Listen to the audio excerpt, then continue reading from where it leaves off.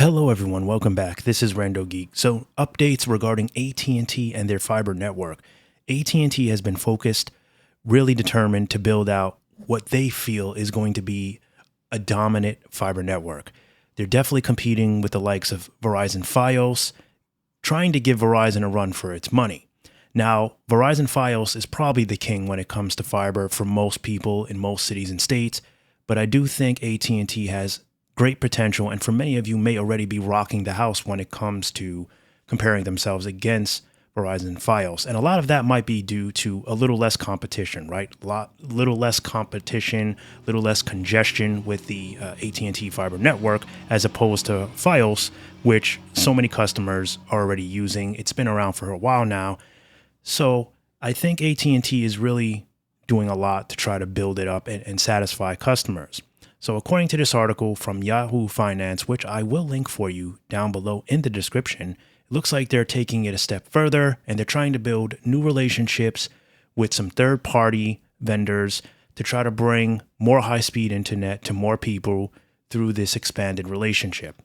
All right, so they're saying that AT&T continued an expansion at Gigapower and new agreements with commercial open access providers that will deliver world-class broadband access to new service areas, they're saying.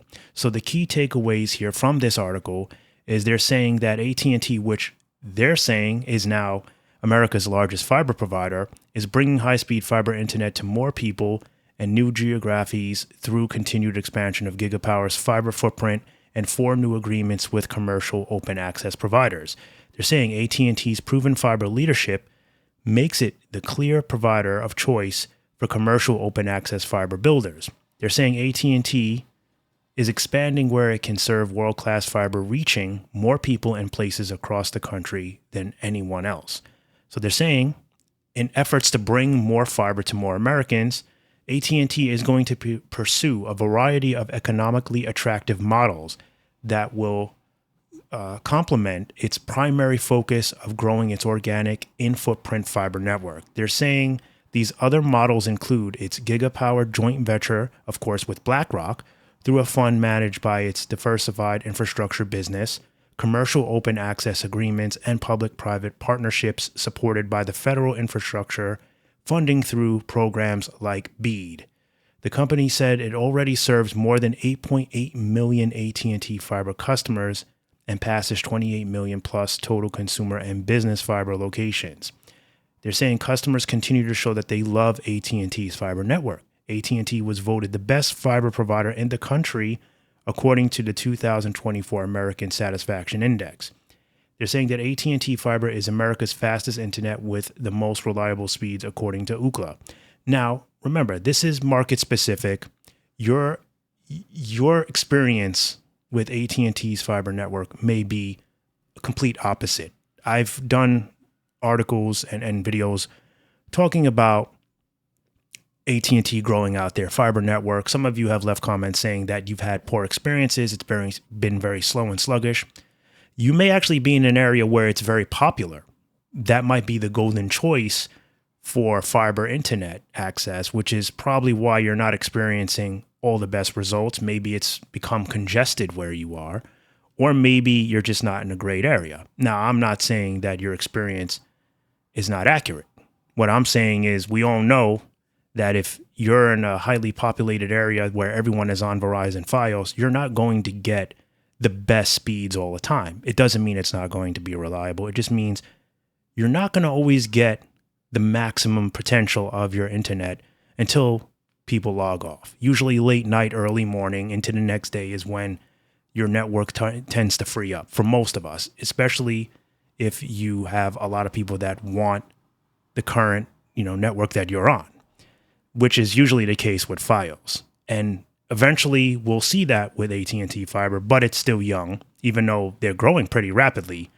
You can say that it's more of a fresh experience. It's not as congested as Fios. So you may feel, for those of you that are on it, it may feel slick and new. And that's a good thing, right? That's why I kind of wish it would come to my area, but I don't think that's going to happen. Fios is dominant. And then we have Spectrum.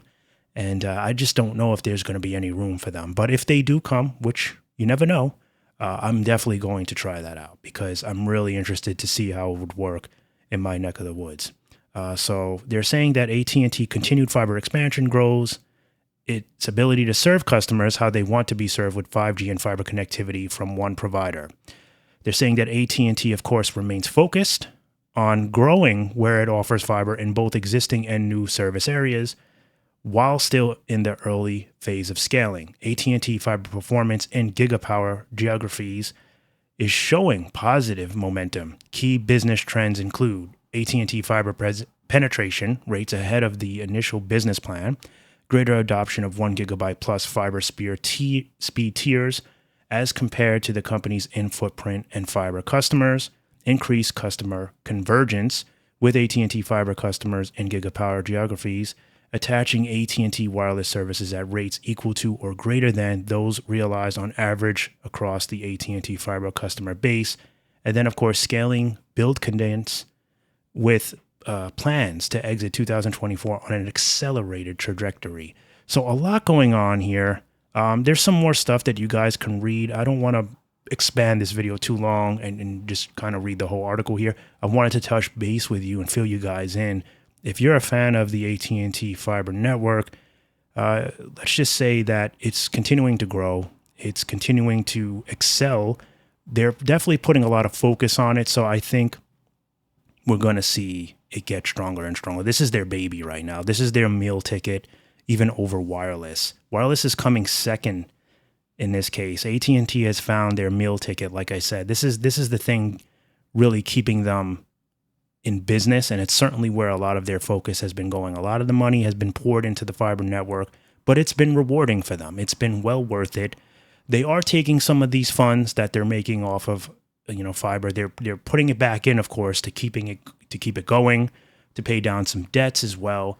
But they are using some of it to build a better, stronger wireless network. It's just going to be slower.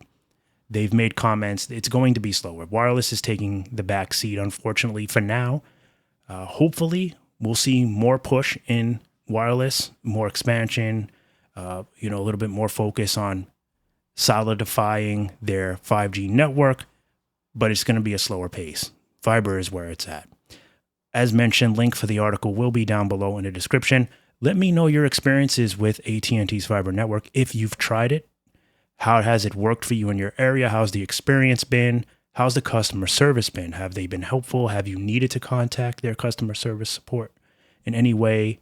How's the overall quality and satisfaction as a AT&T fiber customer?